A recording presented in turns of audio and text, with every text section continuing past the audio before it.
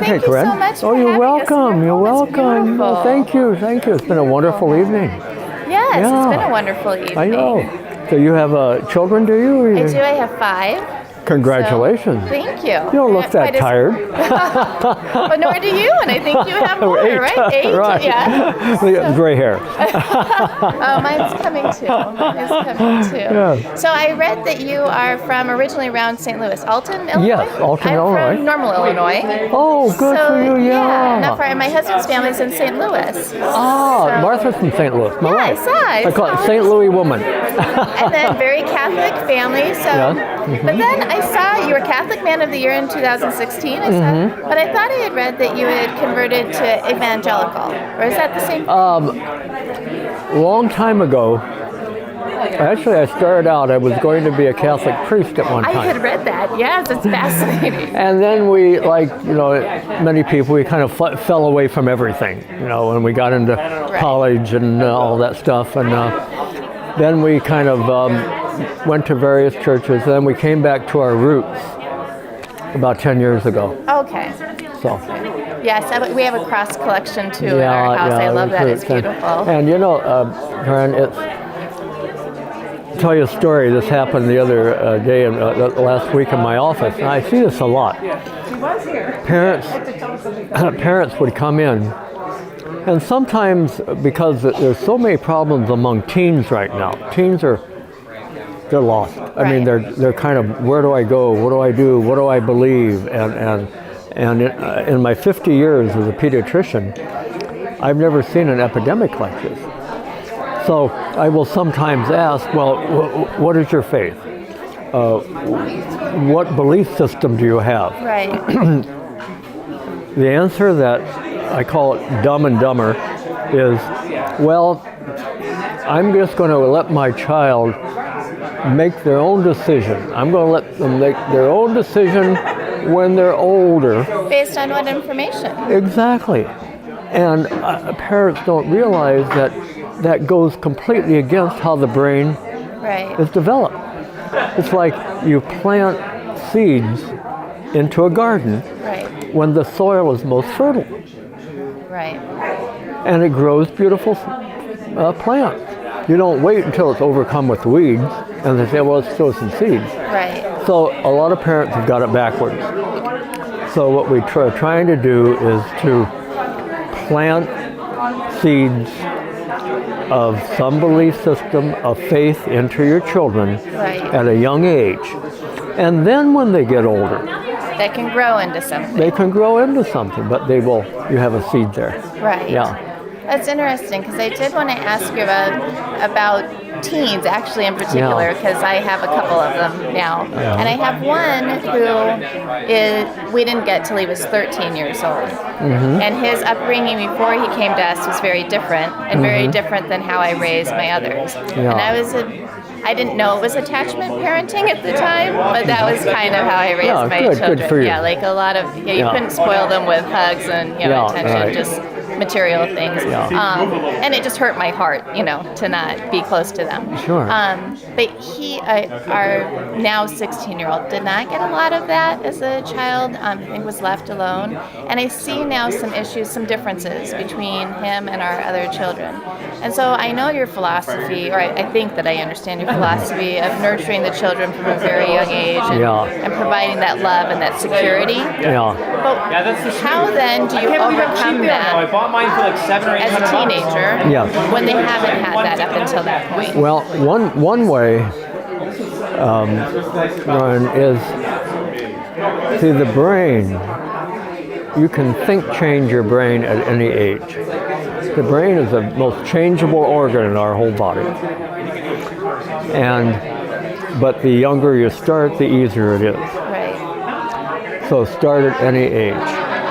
And how old is the child? He's 16 16, now. Okay, 16. I would teach him a few things. First of all, the power of a hug. The more hugs, the better. Nice, long hugs. I've heard that you hug your patients. I do, yeah. I told you that. So I've read a lot about you. You're I'm fascinated by you. And it's interesting because I started doing that maybe 20 years ago. New patients come in, and I'm sitting there, may I have a hug? And just, they open up. And I've heard they all leave with a smile. They do, yeah. And so I think that's one thing to do. A nice long hug. In fact, there's some research that shows a 20-second hug 20 is seconds. best. 20 Really? seconds, a good, nice long hug. Nice long hug. That's bordering on awkward sometimes. Yeah, that's pretty long. So the more hug, facial contact, eye-to-eye contact. Another thing we used to do with our teens is I said, well, let's make a deal. No matter what you tell me, I promise I will never get angry. That's I promise. I don't care. I'd make something like, even if you told me you robbed a bank or something, I will never get angry. But I want you to tell me. I want you to tell me anything you want to tell me. I want you to ask me anything. Feel free. Because nobody will ever love you the way your mom loves you. So is it ever hard to keep that promise? Do they ever come to you It with is. something? Oh yeah, it's hard for everything. Yeah. But it's. But I think having dinners together, spending time together, Right. making up for that. Right, and we do. We have dinner every night and together. where they just learn that the value of having people together. So let me ask you this, because my family is very touchy-feely. He's not. Again, like he didn't grow up with that. Sure. So I've tried to respect those boundaries because I don't want him to be uncomfortable. Right. So, No, that's tricky. You're right. That's why you have to go very slow. Almost like when he gives you a clue. Okay. Wait for a door to open. Right. Now, have a lot of your children been called sensitive? No, okay, none of my children are sensitive. Because sometimes a person will say, well, she's so sensitive, or he's so sensitive. That can be a good thing. Right. What we need, especially males, we need more sensitive people so they don't become bullies. But sensitive people, because they're so kind and compassionate, also are more easily hurt and are more easily go into anxiety or depression. Right. And so sometimes sensitivity means you carry around a larger toolbox of tools to pull you out of those things. Yeah. That's interesting.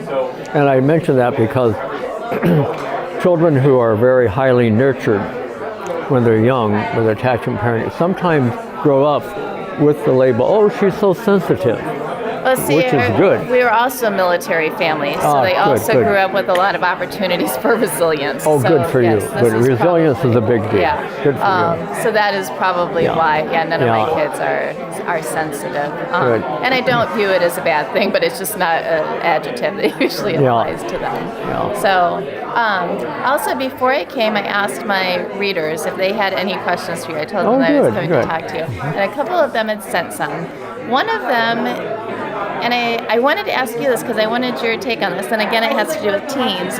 She said she was very concerned with how our kids, but she said particularly teens in her question, are being taught now. She doesn't think that schools now are teaching critical thinking skills, that we are teaching, we're just teaching different standards.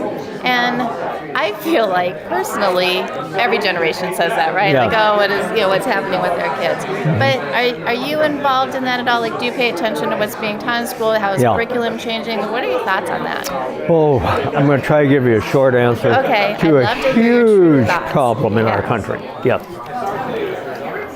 I wish I could be superintendent of schools in the whole country for one day. And what would you change? First of all, the kids are brighter than the teaching many times. Many times. And what happens is, see this epidemic of ADD and ADHD and learning disabilities.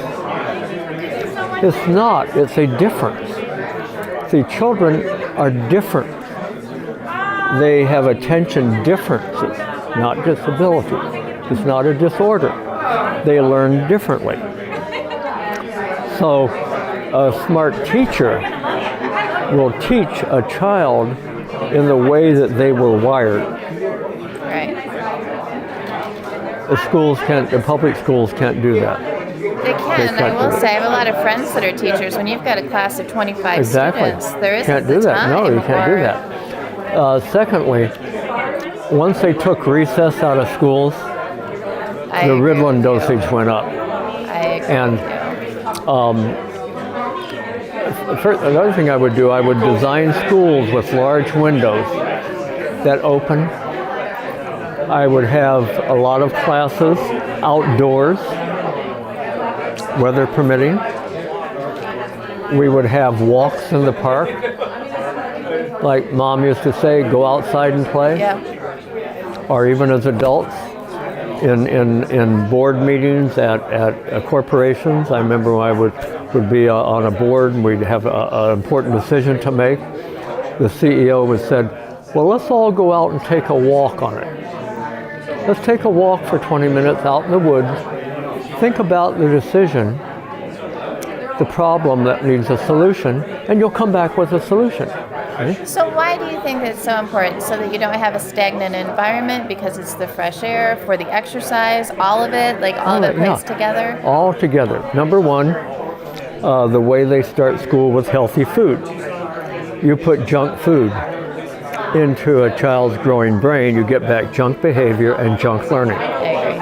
And it's incredible that food stamps can cover junk food. That should be against the law. That's what you can change. Secondly, have classes outdoors when you can. Get children out in sunshine. Children learn more from natural sunlight than they do looking at artificial screens. Why is that? It's the way the eye is made. It's called eye feel good. That our visual pathway in the brain occupies a lot of real estate. That's why I tell my patients who have learning problems. Well, one of the complaints is, oh, he stares out the window. That's because he wants to be out the window. Yeah? But natural light stimulates the thinking areas. Where artificial light, you watch people, their eyes start to close. That's and they get fascinating, they when get I'm foggy. sitting at my computer and I'm stuck in an idea, I look out the window. You look out the window. That's So true. even if kids, they're going to have computers at school, that's that thing. But I tell them every few minutes, look out the window. Look out the window, like that. Okay? Or if you're going to have to sit at a computer a long time, have a standing desk. They can do isometrics at their desk. So they eat the wrong foods, they sit too much, they have artificial lighting, they're forced to learn in a way that they weren't wired. All check. There's a lot of stuff going on. So, and I think it's, and finally, I think it's the fact that public schools cannot teach right and wrong anymore. It's like everything is okay. Everything is okay. Everything is okay. Their hands are tied, and that's not going to change. Right. They have to do that, so you don't offend anybody. Okay? So I think you're right, Lauren. We have a big job to do, but here's what I tell my patients. I say, schools are only as good as the parents demand. You're paying it.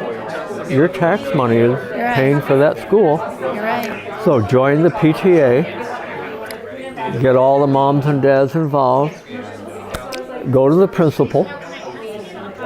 And I did this one time at one of the PTA's meeting. I said, Principal, can we get junk out of can we get drugs out of the school? Quit selling drugs to our to our kids. We don't sell drugs. I said, yes, you do. You sell drugs to our children in our school. In fact, I can walk 20 feet and for $1 and buy a drug. And I walked up and came back with it. I said, this drugs are children's brain. They had no clue. But it's true. It's true, yeah. My daughter, my daughter in college, her boyfriend gave up sugar for Lent, and he likes sweets. He likes desserts. Yeah. And so, 2 days in to Lent, he had a terrible headache. Yeah. And he said, "I don't understand why I have this headache. I hope I'm not getting sick." And then he said, "I think it might be the sugar withdrawal." It is. And sure enough, he had a piece of fruit because that was allowed. He granted himself that, and it went away. Yes. And it scared him a little that this is the facts. That it's a drug. You have withdrawal symptoms when you cut it out. Yeah, it's scary. Yeah, and the energy drinks. Yeah. Children are bringing these energy drinks with 500 milligrams of caffeine in them. Are huge. That's not good for the brain. No, they had an epidemic, I think, of kids that were dying from taking too many of those. Mm-hmm. Oh, yeah. It's one of the commonest reasons for calling the poison control centers. Is it really? Is energy drinks. Really? Yeah. Mm-hmm. I did not know that. That's fascinating. Oh, and before I forget, my readers had another question. I have several of them came in the same, that they have kids that are, the mom is like a single mom that's working 2 jobs, or they've got lots of kids and juggling lots of activities. Like, how do you connect with your kids when your life just when life's just too crazy? And I know you guys coped with this because you had a lot of children and a lot of responsibilities. My heart goes out to single moms because I was raised by a single mom. I told you, and my dad took off when I was a month of age, and so bless their hearts. It's tough. Right. It's really tough. What I remember about my mother, she had to work a couple jobs. Yeah. I remember my mother did the best she could with the resources she had. And God bless you, Mom. That's all I remember. That's all. You did the best you could with the resources you had, and that's all they can do. And what I had a single mom tell me one time, I realize I can't give my child all the stuff that my friends can buy for their children, but I can give her myself. Right. And that's more important than stuff. Right. More important. So you just do the best you can. And you're right. We can only do the best that we can do. Yeah, that's right. And hope it's enough. No. And sometimes, a single mom, they come home from work and they're tired, but to lay down with your child, and it's okay to say, just for the closeness. Lay down with your child, snuggle off the face, say, honey, Mommy's really tired, and I had a long day. I just need you to know. And it's okay to download on your kid. I'm going to spend we're going to have a shorter time with you tonight. Mommy's so tired. And you don't have to pretend. Kids need to know that, Mom, you worked hard today. Thank you, Mom. That's good advice. Another question, much more lighthearted. She just wanted to know, she has a child, and I took the note, but I forget how old she was. So I'll just ask you, at what age is it okay to let your child walk to the park alone or play outside in the yard alone without supervision? That's changed considerably. It is different now, yes. When I was young, I said, I used to wander at 5. I would wander the 5 years old, just tell me where you are, what time to be home. Right. Don't come back till dinner. Yeah, I think a lot depends on the neighborhood, the child. I think we have to be more careful nowadays. It's hard. In some places, it's not even legal. It's hard to put an age on it. I just think you have to use. Every mom has to use her. There's something called a mommy brain. Mm-hmm. Now, in the books, this is a derogatory term. You forget where you put the card. No, it's not. when you grow a baby inside you, the most greatest profession in the world, growing a baby, having a baby, right. mothering a baby, adopting a baby. But when you grow a baby, you grow an extra center in your brain. It's like a GPS. And that even grows more after birth. And so I think every mother has to make a decision how long the rope can be, when to pull it in, when to let go. When in doubt, go with them. I think dads, there's a nice balance oftentimes between moms and dads, where Right. moms will be overprotective, naturally, on a monkey bar. Be careful, honey, and dads will say, climb higher. Right. It's just a balance there. That's normal. Right.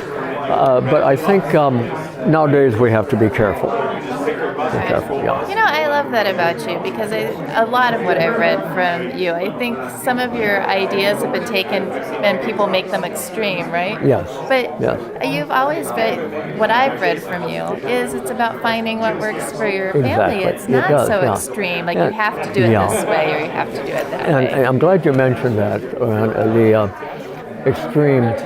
See, journalism, magazine articles, in order to get people to read them, they have to make you controversy. Right, they have to polarize. Yeah, right. Yeah. I remember when they had the Time magazine article on our family. They said, we've got to make you controversial. Okay. But yeah, I think we do what works. And like when patients come into my office, I say, my role is not an expert in your baby. My role is to help you have the tools, to give you the tools to become your own expert. I like that. So if you ask me, how long should I let my baby cry? I can't answer that. I don't have a mommy brain. You do. I can give you some tools to help you make the decision. So that's how our philosophy has always evolved, to help say, here's the tool. Here are the basic tools. You take the tools, learn, and then use them, and then evolve your own. I like that a lot. All right, one more question. I know you have a whole house full Sure. of guests you'd like to get to. So back to the resilience issue, and when we were talking about how moms tend to be overprotective, but the dads will encourage you to take risks. I read very recently that one of the reasons for the epidemic of depression and anxiety in teens in particular right now, some of it's social media, and some of it was related to being overprotective of our children, that we haven't encouraged them to take risks and fail. And again, like in schools, how we don't want anyone to be offended or to feel like their kids aren't, just right. And because they don't have those experiences, they don't have any coping skills. Yes. And so when they finally face something adverse, which happens a lot in your teen years, that's when they have all these emotions because they don't have any way to cope with that. Exactly. So let's assume then that you have an overprotective parent and they get to the teen years and their teen child is showing signs of depression and anxiety. Yeah. What do you do at that point? Yeah, and you're exactly right. The epidemic of teen depression and anxiety and worse. So now, and this is the worst I've seen It's in my scary. 50 years as a pediatrician. So I have a little talk with parents early on, like at 7 or 8. And so I want you to start building a toolbox for your child to carry on to high school, and a bigger toolbox to carry from high school to college. And how do you fill And the toolbox? that toolbox, number one, is how do you get up when you fall? Because you're going to fall. Right. You're going to make mistakes. But, honey, I want you to focus on the solution and not dwell on the problem. Can't change the past. Learn it. For example, I see you're getting upset a lot. I see you're getting anxious. So let's learn some, we call it meditation. I call it keep calm or chill skills. Chill, keep calm, anything. Eh? So let's do it together, honey. Let's go out in the pool and let's do a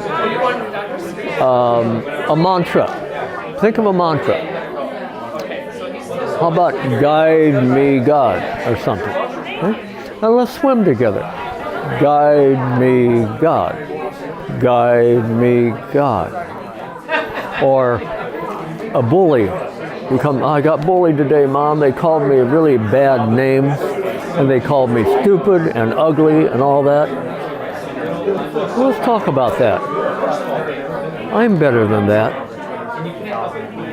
I'm beautiful. And I want you to write down on your mirror 5 things you like about yourself. I am a good soccer player. I am smart. I have a mom and dad who loves me. I love my hair. That type of thing. Attitude of gratitude.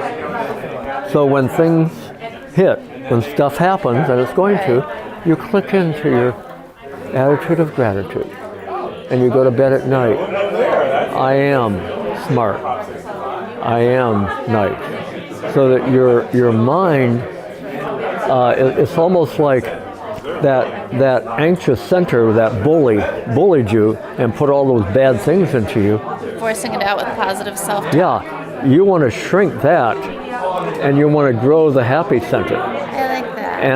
And that's what those attitudes of gratitude thoughts do. So that's just one tool. Right. That if you can plant early on, so when stuff happens and they feel like getting depressed. So when you see the small things happen, you identify it, and then the tool. And you'll feel like sometimes, honey, just go outside, high to the sky. Sometimes just getting up and getting 20 feet away, anything that works for you. But I want you to develop your toolbox. Right. And maybe on graduation, you can tell me all your tools that you put in your toolbox. I really like that. Yeah. That's really pleasant. Good.